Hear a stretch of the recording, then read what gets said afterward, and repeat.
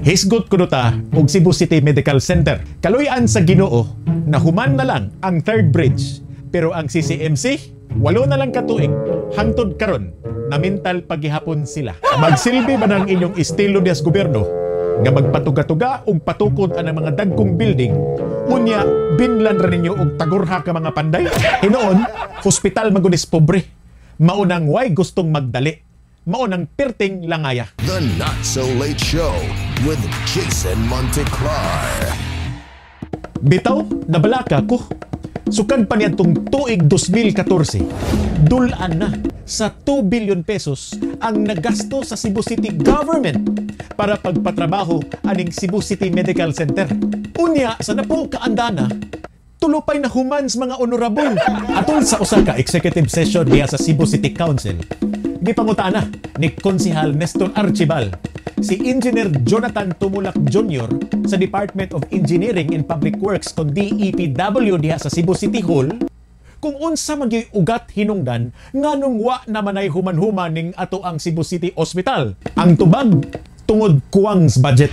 Sigun pa sa Department of Engineering, ang Phase 1 sa construction ni gasto og 600 million pesos.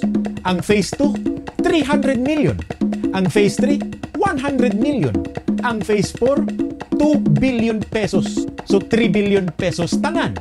Unya, na short pa gyud sila 1 billion. Paita, iuran-uran ramang binilyon anis ila ha? Now here comes Mike Rama.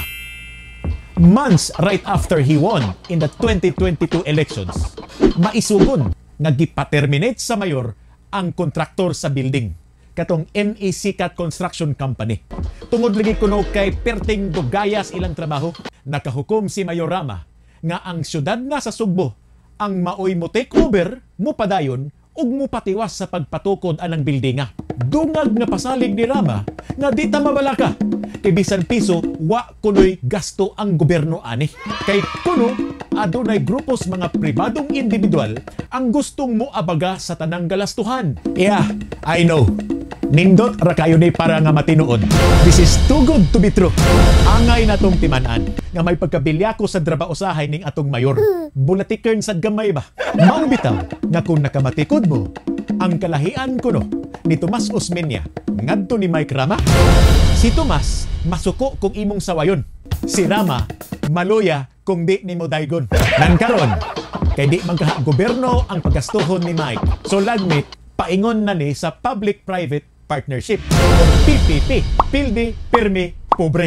Kaysa pagkangan nga pribadong sektor na ang mugasto, so natural nga sila na pod ang magpadagan sa ospital. Ang nakabintaha lang kung ma-privatize na kay ma-upgraded na ng ilang service facility. Maka-hire nagdaghang doktor, ma-modernize na ng ilang mga makina, unya 5-star na ang accommodation diha puhon.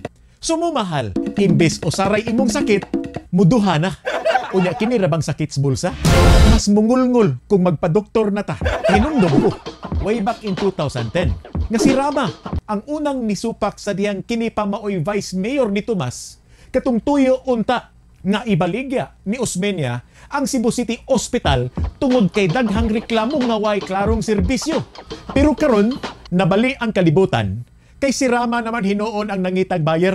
Epekto